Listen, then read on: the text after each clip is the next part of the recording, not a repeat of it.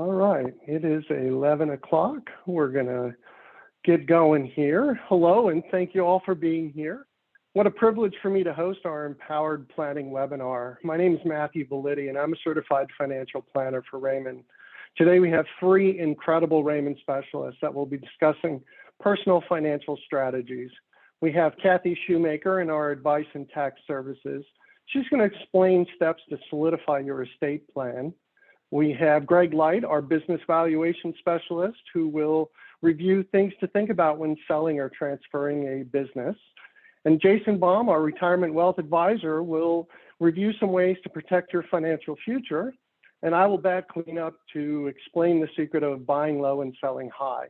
So if you have questions, please add them in the chat and we will get to them at the end or via email.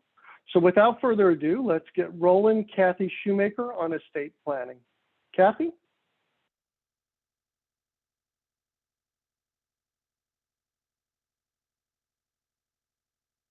Kathy, you're on mute.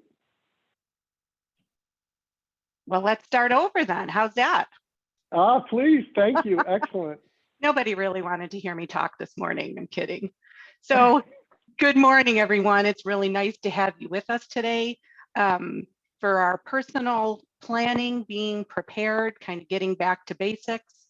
It's certainly been an interesting year for all of us. And for me, the biggest word that comes to mind is change. We've had to change the way we work, change the way we do business, change the way our kids had to learn at school, change the way we met with clients. And during the last years of my career, I've really seen a lot of tax law changes. So when I first started practicing, the estate tax exemption amount was $600,000 and the estate tax rate was 55%. Now it's 11.7 million and 40%. We've gained portability, which is the ability to pass our unused exemption to our surviving spouse. This has been very beneficial for a lot of my clients. And once again, we're looking at proposed changes to tax law. The ones that have created the most buzz over the last few weeks are the proposed changes to the long-term capital gains and qualified dividends rates, as well as eliminating step-up in basis. Now, there's some exceptions to this, of course, because what would tax law be without exceptions? Over the next few slides, I'm going to highlight for you the current law and the proposed changes that were presented a few weeks ago by President Biden. We're then going to get back to basics. We're going to talk about the importance of ensuring you have the proper estate planning and life planning documents in place and how that can impact where your wealth goes. I'm then going to wrap up with a few important reminders and questions that will lead us into our next speakers. So right now, let's go on to take a look at those proposed tax law changes. So the President Biden's proposed plan for long-term capital gains, qualified dividends, and transfers at death. Under current law, long-term capital gains and qualified dividends are taxed at a graduated rate, with the highest rate being at 20%. 23.8% when we include that net investment income tax, or NIT, if applicable.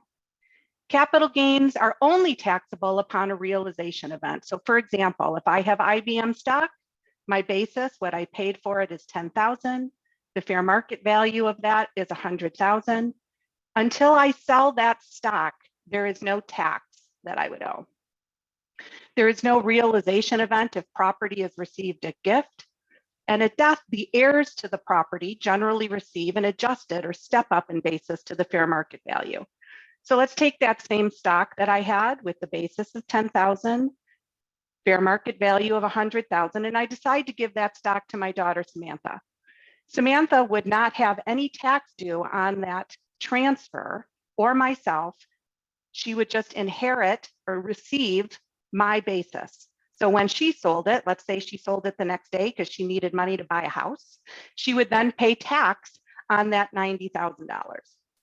If instead I held that stock until I passed away and Samantha inherited that stock, then she would get a new basis of 100,000, the fair market value on my date of death, and she wouldn't have any tax due again until she sold, but her basis now is much higher and the tax would be less. So let's chat a little bit about some of those proposed changes.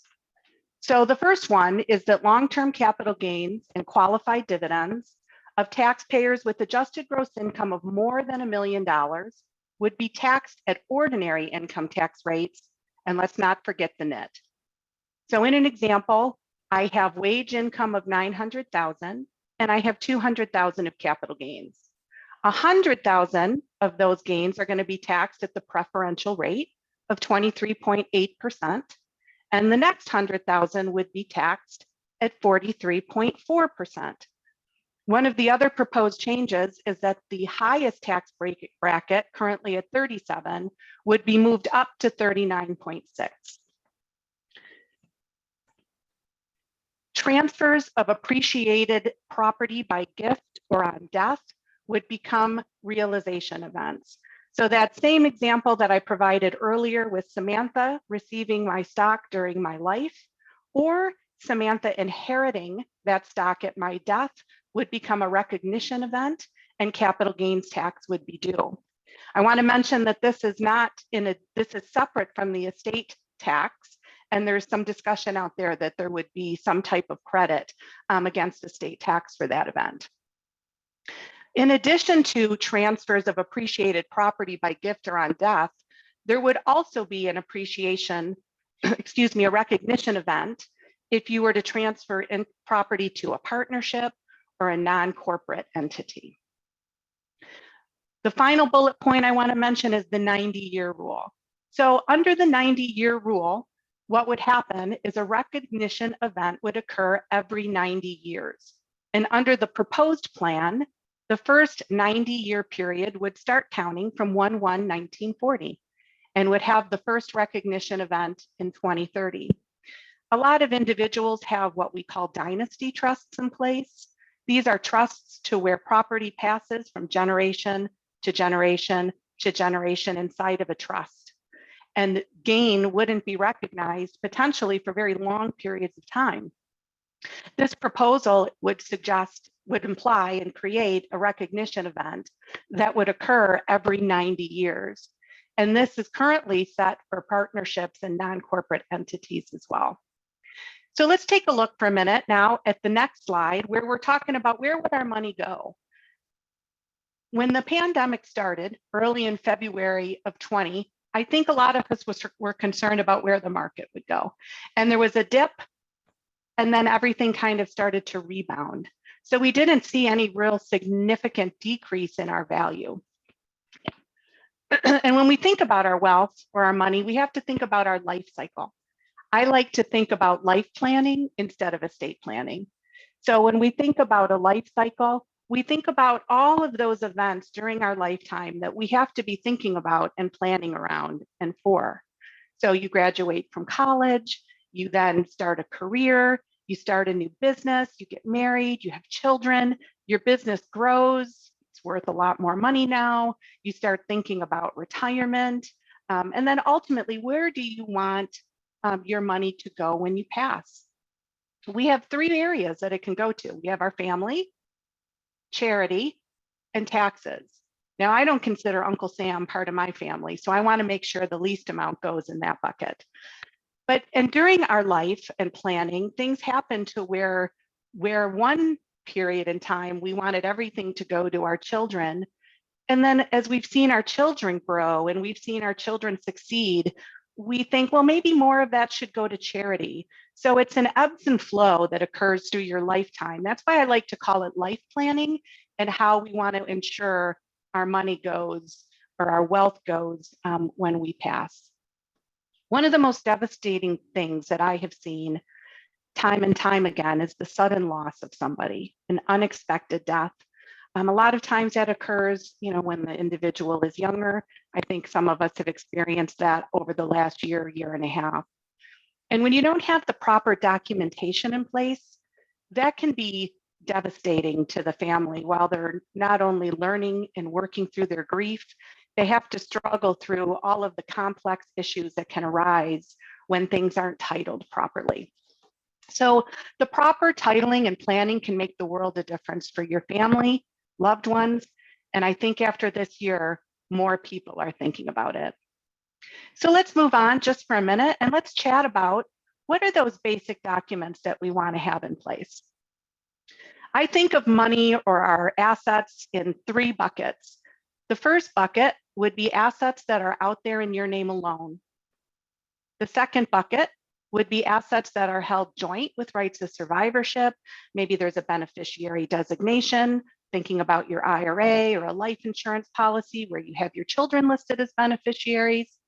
And then that third bucket would be assets that are held in trust. The first bucket, those assets that are out there in your name alone, if you don't have a will, the state in which you reside would have laws in place to determine where those assets would go. So we want to at least make sure we have a will in place. This will provides what you want to happen when you pass with your money. Do you want it divided equally amongst your children? Do you have some specific bequests or specific items that you want an individual to receive?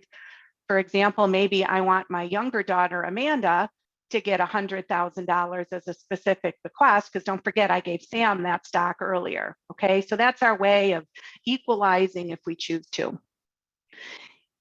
Those assets still need to go through a formal probate process. They have to go through the courts. So the trust is created, that revocable living trust is created to avoid probate. What the trust does is it provides, again, an avenue or a document for you to identify how you want your assets to be distributed when you pass away. You can still have all of those specific bequests. I've had clients that have actually set up a trust for their pets. So they want $100,000 put in an account to make sure that their pets are well taken care of when they pass. The will that you create, in addition to the revocable trust, will say any of those assets out there in my name alone that I forgot to put in the name of my trust, pour them over, put them in the trust and have them be distributed via that document. Okay, we call that a pour over will. The assets that are held jointly or with beneficiary designations will pass by law. So if I have a joint with rights of survivorship with Matthew account, Matthew's going to get those assets when I pass. Okay, and then Matthew's got to do some planning because now he's got an asset out there in his name alone. Another really important document to have in place is a durable power of attorney. This document allows you to indicate somebody that you would like to act on your behalf financially. This can be a springing durable power of attorney, meaning if something were to happen, you became incapacitated, that document would come into play. Or it could be a durable power of attorney that you have in place for a certain period of time. I'm traveling through Europe and I want Samantha or Amanda to be able to act on my behalf from August 1st to August 31st. Beneficiary designations. I can't tell you how many times I have met with clients that still have their ex-wife, their ex-husband listed as beneficiaries of their life insurance policies or their 401k plans. So reviewing beneficiary designations is very important. We talked about that life planning event that occurs to where your children are well off and you want more to go to charity. Your IRA is a great vehicle to use to pass to charity to avoid some income tax. So just that constant review of these documents and looking at things with your advisor on an annual basis can help with your life planning. Healthcare power of attorney, of course, is the document that we have in place to ensure that our end of life wishes are met. And then guardianship designations. If you have children under 18, who would you want to take care of your children in the event you or your husband are no longer able to? The will is a good place to have that designation as well. So these are the documents that we all want to have in place currently to make sure that things can go as smoothly as possible as your family and loved ones are dealing with the grief that they all go through during this time. Let's take a minute now to go to the next slide and let's think about what should we keep focused? What should we be thinking about every year when we're meeting with our advisor? Well, when was the last time you dusted off those estate planning or life planning documents? As I mentioned in my career, there's a lot that's changed over the 10-year period. So those should be reviewed every 3 to 5 years with your advisor to look for life changes. Did somebody get married? Is there a new birth? Is there changes to the family dynamic that you want things to be structured or go in a little different way? When was the last time you took stock of your assets and overall wealth? You started that business when you were 30 years old and now you're 50 years old and it's grown 10 times. Greg's going to talk with us in a minute about how to look at the value of your business and how that impacts your planning. When's the right time to sell or transfer your business? Is it now? Who's going to get your business assets? Is it going to go to your children? Should you start gifting some of those interests now to your children? Do you need to sell your business? If not now, when? We want to be thinking about this at least 4 to 5 years out so that we have the proper tools in place and the proper people in place to take over that highest valued asset, most likely, that you grew from scratch. Very important. And if you're not planning for retirement, we all should be. One of the biggest questions my kids, so you've met Samantha and Amanda during this discussion a little bit, they both started their full-time careers my one daughter just started practicing as a doctor, and then my older daughter has been a nurse for a while. And the biggest piece of advice I gave them as they were starting is max out everything you can to your 401k, max out everything you can for saving, because if you don't have it now, you're not going to miss it later. So teaching them to save is very important. And I know that Jason's going to talk a little bit more about retirement planning and assets preservation and wealth. So further ado, I'm going to pass it on back. Wow, that was a tremendous bit of knowledge regarding estate planning. I already started sketching out my dog trust, just so you know. Thank you for that update, Kathy. Greg Light will be discussing selling and transferring your business. Greg? Thanks, Matthew. So I'm going to talk about transitioning business from one generation to the next or to a new buyer. And there's a ton of content here. We could talk about this for hours and hours and hours. So I'm just going to kind of hit some highlights, and feel free to reach out to me after the fact if you want to discuss any of this in more detail. And I know there'll be some time for some Q&A at the end.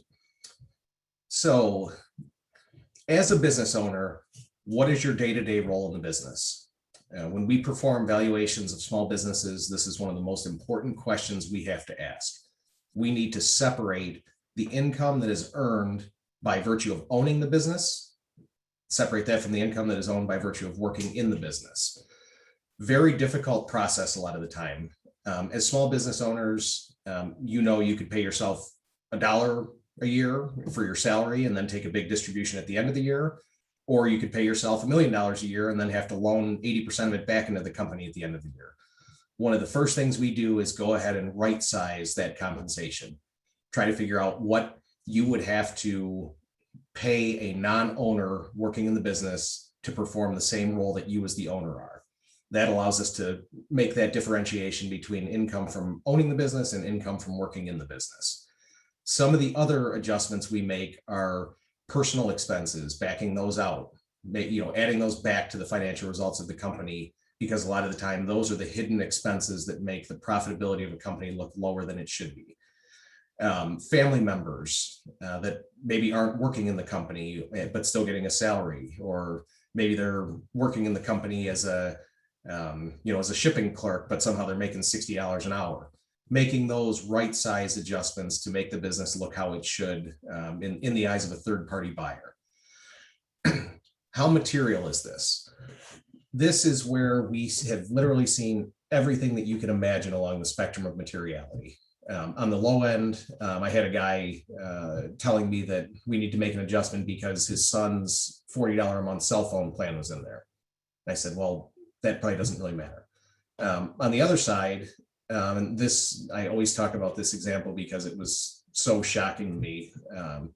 I had a client come in and we started talking, and right off the bat, I was a little bit nervous about the meeting because they had the crazy eyes going on and they were shifted in their chair the whole time we're talking. And I'm like, oh boy, how do I get out of this one? And as we're talking, they tell me that they own 10% of a business and they're looking to get bought out of it. And I need to value the business for them. And one of the first questions I always ask is, okay, well, what do you think it's worth? And they say, probably $6 or $7 million. And I say, okay, so your 10% is worth $600,000, $700,000. And they say, no, I think 6 or 7 million is my 10%, meaning the entire business is worth 60 or $70 million. And they hand me a recent tax return and there's $10,000 in income. And, then I'm starting to think that my fears of this client are right, that they're a little crazy. And so I say, help me understand how is this company that has $10,000 in income worth 60 or $70 million? And they say to me, well, oh, I should have mentioned this. I get a $250,000 a year salary, and every month I go in and the company pays my credit card bill no matter what's on it. That's about 20 grand a month. And that is the only thing I ever do with the company. The only time I'm ever in the office, the only time I ever think of the company is when I'm going to get my credit card bill paid. So now we've got $500,000 in income just from that person. I say, okay, that helps. That's better than $10,000 in income, but help me understand, this business is not worth 120 times income every year. They say, oh, I forgot to tell you, I'm one of 24 family members that have that same deal. So now all of a sudden, this company that on its tax return looks like it's making $10,000 per year is actually making like $12 million per year. When we do that valuation, now all of a sudden they actually, what I thought was this person that was slightly cuckoo, they were actually spot on. I think we valued it at $66 million or something like that.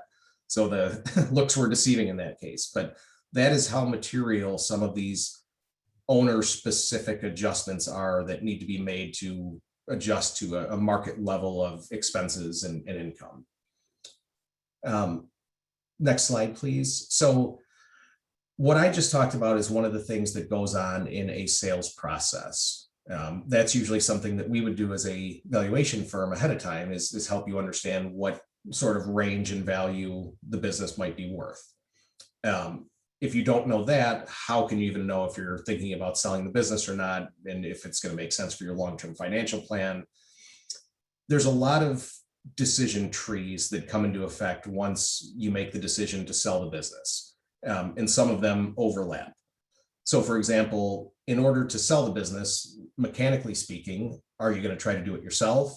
Are you going to hire a broker to go through a full process, and along with the expenses and the success fee that comes along with that? Or are you going to do something in the middle and have someone do some consulting, that somebody like myself or an M&A attorney, something like that, where we kind of hold your hand through the difficult parts of the process, but you handle the negotiations, you handle the finding the buyer, things like that. That's what happens a lot of the time when you're selling to employees or a competitor, for example, and you've been dealing with a competitor for 20 years, and you always talk about, hey, one day when I want to get out of this, we should merge, something like that. Probably don't need a broker in a situation like that. You probably just need a little hand-holding, if that even. If there's a financial buyer, chances are I don't know how to find that financial buyer because I'm not marketing businesses to private equity firms every day. You as a business owner probably don't, unless you have some personal relationship with a private equity firm that's interested in buying. So that's where having a professional business broker, they're worth their weight in gold. And that 5, 6, 7, 8% success fee, they might return, provide you a return on that investment 10 times over for the pool of possible buyers that they can introduce you to and the higher price that might come with that. Depending on who you sell to, that's where the third bullet point there can come into play. Are you going to get all cash from somebody like a private equity firm that has deep pockets and has good banking relationships? If it's employees, do you have to provide some seller financing to them and they get a bank loan for part of it? Is that something you're willing to do? What is the immediacy of your cash needs? Or maybe it's even attractive to get some of that money over time with some interest paid on it. If it's a competitor, it could be something like an earnout where they don't necessarily believe that the story that you're telling about upside potential with the firms merging together, is going to result in, greater profitability. Maybe they say, okay, put your money where your mouth is. If that's going to happen, we'll pay you more over time, depending on how those results actually are. And then on the last one here, what are you planning to do? What do you want to do? What are you willing to do in terms of continued employment post-transaction? Sometimes people, when it's, when they're a little bit younger and they still have a lot of passion for it, but they just want to monetize their largest investment, they want to still work there in a managerial capacity for 5 years, and all the risk is taken off the, out of the equation for them. Some people just want a 3 to 6 month or a 1 year transition period to help shepherd the business on to its next owners. Other people, maybe they have a health issue, or they had something serious happen in their life that made them reevaluate the goals. They want to sign that purchase agreement and be done. All of these different things can lead to different possibilities and different best case scenarios in terms of who you sell to, what sort of compensation you get for it, how you should approach that. And those are specifics that really depend on each of your individual situations. Happy to advise on that if needed. So they always say knowledge is power. I always say what you know doesn't matter in a situation like this. What don't you know? Because what you don't know are the things that are really going to hurt you, because that's where potential buyers are going to find ways to chip away at that initial purchase price that they offered, or not purchase price, but offer price that they put out there. A lot of that comes up through due diligence. Due diligence can be a painful process if you have not taken a good, honest look in the mirror to understand what skeletons might be in the closet. And this is where me as a valuation person gets put in very awkward situations, because we'll have done our valuation, we'll have done our data mining, all of that stuff, our information requests, our management interviews, and nothing ever gets mentioned about something that ends up being a huge deal. We performed a valuation of a company, and no one found it necessary to tell us about the alleged sexual assault of an employee by a member of management and the possible multi-million-dollar lawsuit that was outstanding. You would think in our catch-all question of any other information that might be helpful for us to understand the risk present in the business, you'd think that somewhere in our 5 conversations, somebody would have told us about that. Never was mentioned, no way for us to know about it. Next thing you know, the potential buyer's going through due diligence, and they do their question on legal and regulatory issues. And this comes up all of a sudden, and there's all this possible indemnification and things like that. And then they're yelling at me about, how did you not tell us this could affect the value of the business and the risk? And I say, well, I never knew about it. And that's where it's very, very important to be open and honest and transparent throughout all this process, because the items like this, they always get found out. And the sooner you can address them ahead of time and get in front of it, the better. The less likely it is to completely derail a deal, and the more likely you are to be able to find ways to mitigate some of that risk and the impact on the possible value of the business. I somehow touched on numbers 2 and 3 and missed number 1 to start with. Third-party risk factors, that's a really important one for small business owners. Small business owners always view their business as being less risky than anyone else does. Small business owners always view their business as being less risky as anyone else does. I said it twice because that's how important it is. Things that you might not view as a risk factor being a business owner, knowing the ins and outs, the nuts and bolts of the business over 20 years, there's certain things in there that on the surface to a potential third-party buyer, those are risk factors.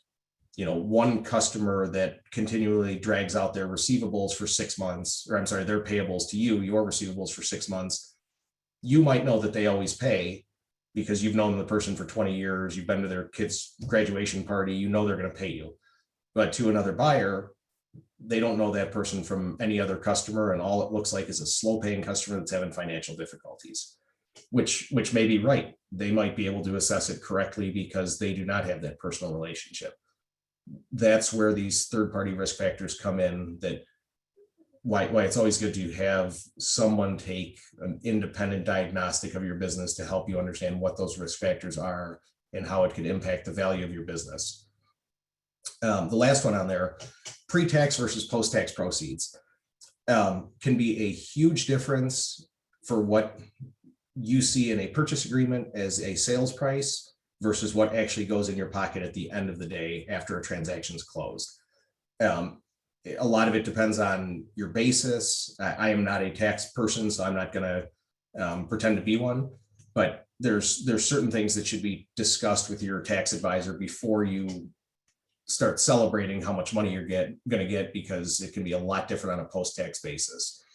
We had a client that was selling for around $25 million, and the person that was writing the letter of intent to them made a mistake and put a asset sale as opposed to a stock sale in the letter of intent. Huge, it sounds like a very nuanced type of thing, but it has a huge impact from a tax perspective. So we see that, we're scrambling, arguing why it should be a stock sale instead of an asset sale, or if it's going to be an asset sale, why the price needs to be higher, so on and so forth. And we spent literally probably 80 hours prepping for this and making these arguments. And then we get to the meeting and the other side says, oh, you know what, sorry about that. That was a typo. So we say, okay, good. That made that conversation a lot easier. But those are the little nuances that can really have an impact on what you actually get in your pocket at the end of the day.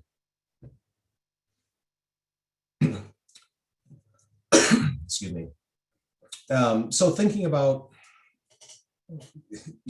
what you're going to do, how you're going to handle this transition, one of the most important things to ask is, what is important to you in the process?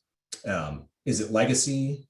Is it keeping the family together, either in the business or maybe keeping the family together on speaking terms by not putting them all together in the business? Is it taking care of your employees, making sure that they have a place to work where they're valued and they can continue their careers and moving on, and keeping the strategy going and keeping the train moving like they have been for 30 years? A lot of the time, that question of what's most important is what drives the next step in the process. Sometimes it's an ESOP, an employee stock ownership plan. We've been seeing more and more of that lately because it's, these businesses have grown so much in value from the 80s or 90s to now that, people feel the need to take care of their employees, and they want to take care of their employees, and they don't care if they get 10% less in the purchase price by not, digging through every potential buyer and finding the one that can, max out the purchase price. They'd rather take 10% less and sell it to the employees and give them a good deal and make sure nothing ever changes for them. We had a business we valued every year for ESOP purposes. And the first year we did it, I asked them, how do these business lines make sense together? They made foam for seat cushions. They made hospital whiteboards, and they did glass coating. And then they did contract water jetting.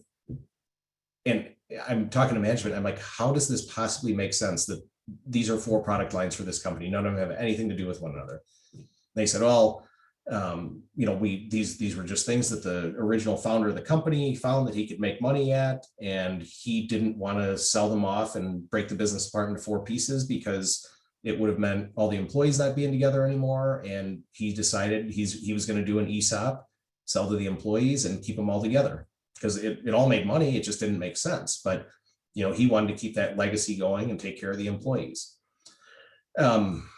Thinking of some of those other things, it could be a gift or a sale to the next generation. If it's a small company and there's some managers that have been there for a long, long time, it could be selling to management and providing some seller financing. And then lastly, there's a lot of people have been doing with interest rates so low, a leveraged recap where they borrow a bunch of money, distribute that out to themselves as a dividend, And then the business on an equity value basis, after taking into account that debt, is worth a lot less than it was before. And they can sell the business to, management or employees or family members, and they take on that big debt burden, but they don't have to put out much money up front. It allows them to get their money out and make a cheaper transaction price. So I know that was a ton of content I probably went over my time limit. Oh, and I got one more. Real quick here. Current state of M&A, there's a ton of pent-up demand. The pandemic made it so a lot of deals did not get done during end of Q1 and pretty much all of Q2 and a little bit of Q3 last year. So deals are happening at a rapid pace. That top graph there shows the dry powder or undeployed capital that private equity funds have that they need to deploy. They have to either spend it, invest it in businesses, or give it back to investors, which is a good way to get yourself a bad reputation and not be able to raise money in the future. So a lot of the time they're paying elevated prices because they have to spend it. I have haves and have-nots here. We have seen through the pandemic a lot of divergence in the success of businesses. A lot of the service businesses and people that were in, had to be in person to provide their services, their results ended up suffering greatly. Whereas a lot of the people that could do things remotely or were related to logistics or supply chain, things like that, their businesses really took off. So that's where we really saw that differentiation between the businesses that fared well and the businesses that fared poorly for that or throughout the pandemic. Historical multiples, you can see this chart on the bottom here, and how in Q2 multiples really dropped to a low first or a 2-year low at 3.7 times EBITDA. But in general, things have rebounded pretty nicely in Q3 and Q4 of 2020, and it's been even stronger in Q1 and so far in Q2 of 21. So not a bad time to get out right now if you're thinking of making a third-party sale or transition of your business. And the last item there, nobody's got a crystal ball. I would have told people 4 years ago that we were at a peak, and here we are 4 years later, even post-pandemic, and we're at a new higher peak. The only thing I could ever tell people about my or anyone's estimate of where multiples are going to be 3 years from now is the estimate is wrong, because nobody knows, nobody has that crystal ball. So we're just doing our best that we can to understand the demand and all that, and help people maximize their value at any given time by going through all these different evaluations that we talked about with due diligence and uncovering those skeletons in the closet. So if anyone needs any follow-up or anything, feel free to reach out, and we'll have time for Q&A at the end. Thank you. That was fantastic, Greg. Very well thought out and strategic. Thank you. Jason Baum, please enlighten us on ways to protect our financial future. Sure, happy to, Matthew. Thanks, Greg. Thanks, everyone, for joining us today. I'm going to dive right in and look at some changes that are impacting retirement plans through a piece of legislation, which is known as the Secure Act, which became effective January 1st, 2020. One of the changes involves the elimination of the stretch distribution option for beneficiaries. And then one of the other changes we'll talk about alters the date upon which required minimum distributions must begin. So as we look at this chart, the groups included in the middle here are really where our focus lies. You'll see non-spouse beneficiaries. So think children, siblings, significant others, friends, anyone other than spouse who also happens to be more than 10 years younger than you as the retirement account owner. Those individuals are potentially impacted by this legislation. What that means is that most of these non-spouse beneficiaries are going to be required to receive distribution of an inherited retirement plan by the end of the 10th year following the year the account owner dies. So prior to the Secure Act and this new 10-year rule, beneficiaries could opt to stretch the required distributions based upon their remaining life expectancy. which of course would allow for the account balance to retain tax deferred status and remain invested. So the implications here are a couple things. First is the acceleration of taxes owed by the beneficiary and a potentially higher tax rate if tax rates go up. And secondly, the distribution of those retirement plan assets that may actually differ from the intentions of you as the account owner. So of note, right now, it appears that the IRS guidance does not require annual distributions. So when we're talking about that 10-year period, the distributions can be taken at the beneficiary's discretion anytime during those 10 years. So hypothetically, you pass away and the beneficiary inherits your IRA or 401k retirement plan account, they could distribute it entirely the next day, or at any time during that 10-year period. The account just must be fully liquidated by the end of the 10th year. There are some exceptions to that 10-year rule, as indicated over on the left-hand column under eligible designated beneficiary, and that's where the stretch still applies. So again, that means anyone that falls in that silo still has the opportunity to stretch distributions and retain that tax deferred status and minimize the impact. Of note there, spouses are not impacted by this legislation. So if you and your spouse are the beneficiary of each other's retirement plan, there's no impact at this stage from the Secure Act. The question then becomes, who are the beneficiaries beyond each of you? You'll also notice in the middle that certain trusts are impacted. In fact, certain trusts you'll see fall into each one of these silos for a reason. That's because the trust language is going to determine the degree of impact. So it's going to be important that if you've designated your trust as beneficiary of your retirement plans, that you consult legal counsel and your advisors to determine any impact to you and your beneficiaries. So don't erroneously think that that just because you have the trust designated that takes care of the situation. There could be implications under the Secure Act. So let's move on and talk about some examples for context here. I think that'll help shed some light on this. So who should be thinking about this? Well, any one of these scenarios could apply to you. So if you inherit an IRA from your parent or someone that's more than 10 years older than you, other than your spouse. So for example, let's say you inherit mom or dad's IRA with a value of $500,000. The IRA is going to need to be liquidated by the end of year 10. That means that $500,000 plus any growth as it remains invested will need to come out by the end of year 10. So that's $500,000 and maybe more of ordinary income potentially subject to tax over that period. Another example, let's say that you're 55 years old and you're the sole beneficiary of your sibling's IRA and they pass away at age 67.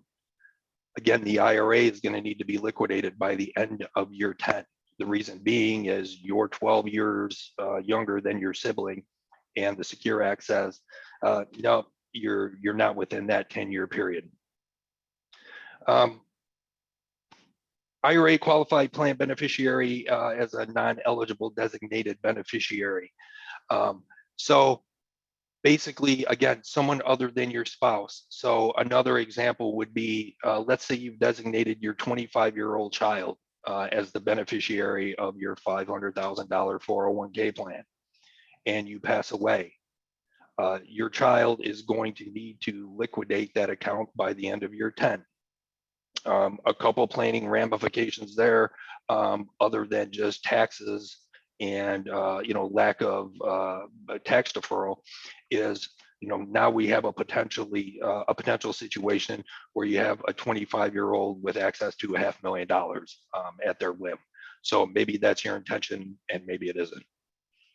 Another example would be where, let's say you have your best friend designated as an IRA beneficiary. Your best friend's 1 year younger than you, and you've also designated your son or daughter as beneficiary. So equal beneficiaries. So upon your death, your best friend is going to be able to retain that stretched distribution over their lifetime because they're only 1 year younger than you and fall within that 10-year period. Whereas your son or daughter are going to need to liquidate their portion by the end of year 10. So that's an interesting dynamic where family members actually need to accelerate those distributions and pay taxes earlier than a non-family member. And then, finally, the Secure Act, some of these other types of life events and situations can, make it more common and impactful.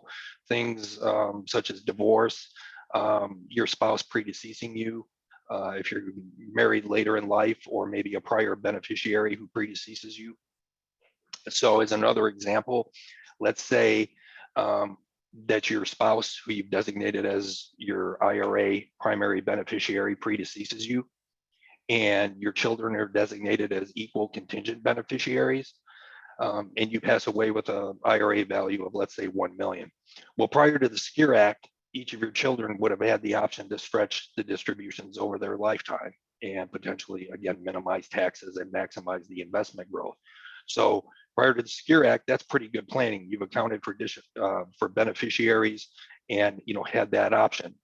Now, again, both of the children are going to need to liquidate their portion of your IRA by the end of year 10. And then finally, is another example. Let's say you divorce, you designate your child as your IRA beneficiary, and then you subsequently remarry, and you don't change the beneficiary of your IRA, and then unfortunately you pass away 1 year after marriage. So again, now your child is the beneficiary and is going to need to liquidate the IRA by the end of year 10. Alternatively, if it made sense, you could have designated your new spouse as the primary beneficiary, which would allow them the option to either stretch the distributions over their lifetime or assume your IRA account as their own. And there's some other factors that go into that, things like your age at your death and your surviving spouse's age. But again, the point of all of this is it's imperative to review beneficiary designations, to review the impacts, to look at the tax impacts, even by specific beneficiary. Many of these changes have flown, under the radar. Kathy, mentioned earlier the importance of beneficiary designations from the standpoint of, wealth transfer and distribution of assets. The Secure Act just layers another area of complexity, to that. Another change that was made is it changed the age at which required minimum distributions must begin from retirement plan accounts, other than Roth IRAs, which don't have RMDs for the account owner while you're alive. So on our timeline here, you'll see a couple things. So the old RMD trigger was 70 and a half prior to the Secure Act. So if someone under the prior rules turned 70 and a half this year, their first required distribution would have needed to have been taken by April 1st of 2022. The Secure Act changed that. So it essentially bought them some more time, another couple of years. So now, if they turn 72, their RMD is required at that age and must be taken by April 1st in 2024 at this point. So kind of a couple things in terms of points to consider as far as this change in the required age for distributions. On the surface, because the time frame has been extended, that's a good thing. It allows for some more planning time and the potential to defer taxes on the distributions if they're not needed. But that doesn't by default mean that that's what should be done in every instance. So for example, If you're under 72 and can take distributions at a lower tax rate earlier on that timeline, then that should be considered. Also, if you're under 72 and don't anticipate needing your RMD for cash flow purposes, that could be an option to consider, a Roth conversion at that point. That can be effective, not only in terms of future taxes, but to potentially reduce future taxes on future RMDs, from any remaining balance in the IRA. So, Roth conversions can also positively impact future tax liability of other income sources like Social Security.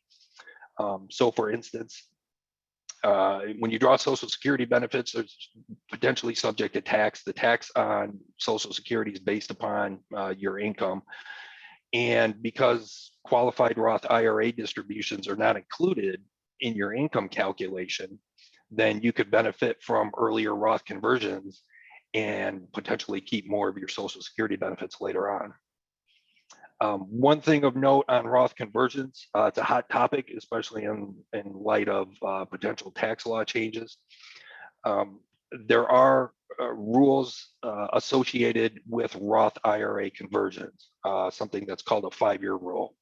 So each conversion has its own 5-year waiting period to be considered a qualified distribution. So let's say, for example, you convert $20,000 from your IRA to a Roth IRA in 2021. You'll need to wait until 2026 to be eligible to take a qualified distribution of those particular monies associated with that conversion. You'll also need to be over age 59 and a half at the time of that distribution to eliminate paying a 10% penalty.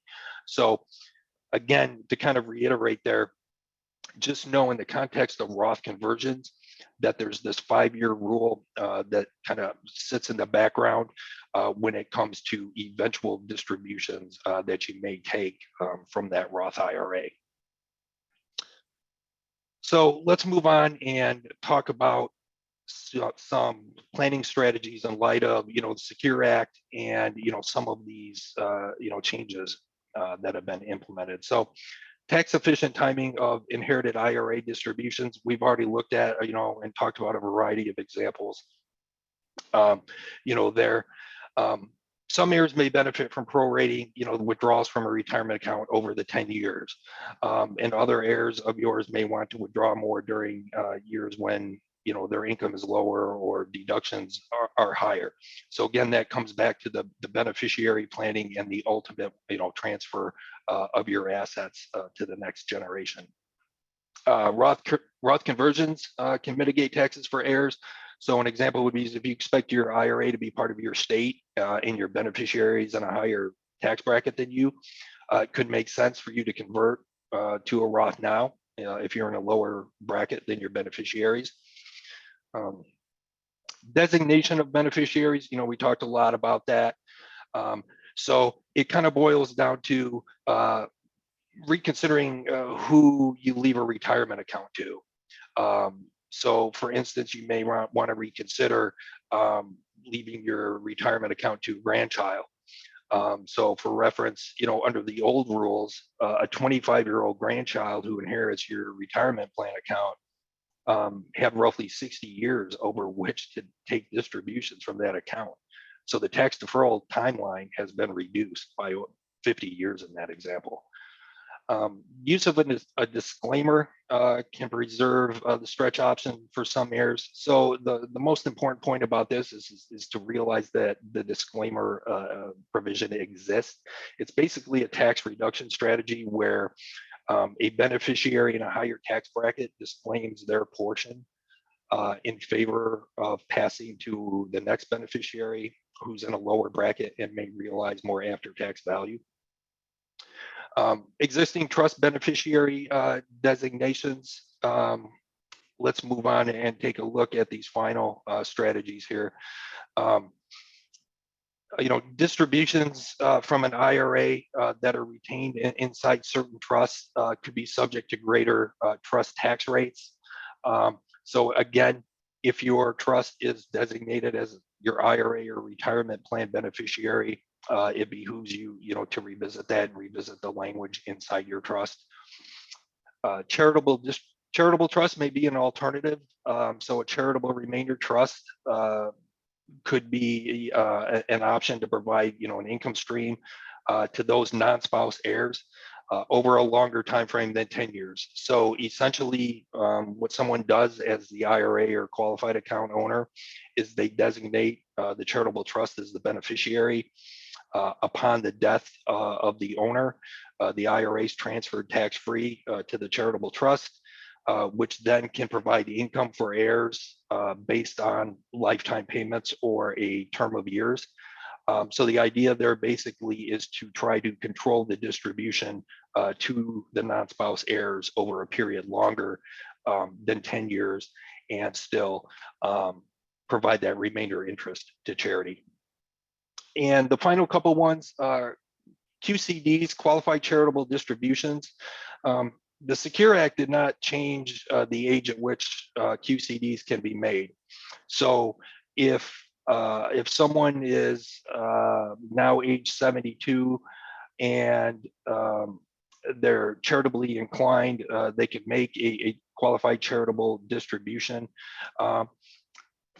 The qualified charitable distribution can actually be made earlier than 72. You don't have to wait till the RMD age. It has remained at 70 and a half. So kind of the bottom line there is that all or a portion of the RMD that's not needed for cash flow or that might be being phased out for tax purposes, for charitable contribution purposes, the QCD could be an option, and there's time to do that. And finally, funding of permanent life insurance. So this is really the objective here is to replace retirement plan assets that might be lost to taxes due to the impact of the shorter 10-year distribution period. So, the bottom line is to consult, your advisor and your attorney, develop a strategy that incorporates insurance and that's going to account for both tax benefits and then control of distribution to your heirs. So I'll pass it back to you, Matthew. Thank you for those great action items, Jason, and bravo to our three specialists today. If any of these strategies concern you or make you think you need to review, contact your local Raymond representative. To sum it all up, without a financial plan, you're effectively adopting a plan of hope or maybe even nope. Look, one of our biggest problems with financial futures is that really people don't act on their financial plan or they impulsively act to it. So for some reason, there's also the side of, well, people buy these highly risky investments and they don't realize the downside. So I'm here to remind you, there's a lot of get-rich-quick schemes out there that are really risky and nobody cares about your money more than you do. So get a professional's help while doing your own research. Make sure that whatever investments that you have fit into your risk profile. The building block to financial success is to build a portfolio to one's own personal risk tolerance and then continue to rebalance back to that risk tolerance. This helps with those expected returns. It also helps with the leveling of emotional swings that the market may bring for the long haul. So guess what? That's also the solution to buying low and selling high. By rebalancing, it does force you to sell when things are going up and rebalance and use the proceeds to buy into things that haven't done so well. So remember, review your financial and estate plan, rebalance your portfolio regularly back to your risk tolerance. Don't believe the hype or buy into the next greatest thing without research. And lastly, stick to your plan. People don't plan to fail, they fail to plan. Looks like we have a couple questions with about 1 minute left. So I'm gonna throw one question out there at this point, and that's what's the best advice you can give younger generations regarding their finances? Panel, anyone want to respond? Yeah, I can take that one, Matthew. Thanks. So I think a couple points about that is to be proactive. Kathy kind of mentioned, in the context earlier of talking with her daughters is to start early. So be proactive and be serious, about taking a look at your finances. The other thing I would say, in today's world where information is just readily available on the internet, social media, access to information isn't the problem. It's knowing how that information applies to your situation. And I would say that that's just, something that especially the younger generations should really, focus on. I love it. Anyone else have any quick last ending thoughts? That was a Jason, that was a better answer than I was going to give. I was going to say for young people wanting to improve their finances, don't have kids. Or don't That was listen to further the down hype. my list, maybe there, Greg. But Or don't listen to the hype Well, on again- Saturday Night Live, right? With the Dogecoin, right? I got engrossed in that with my daughter a little bit. So yeah. that's another Well, popular I do want to topic. thank everyone for joining, and I appreciate our panel here. Have a great day, everyone. Take care. Thank you. Thanks, everybody.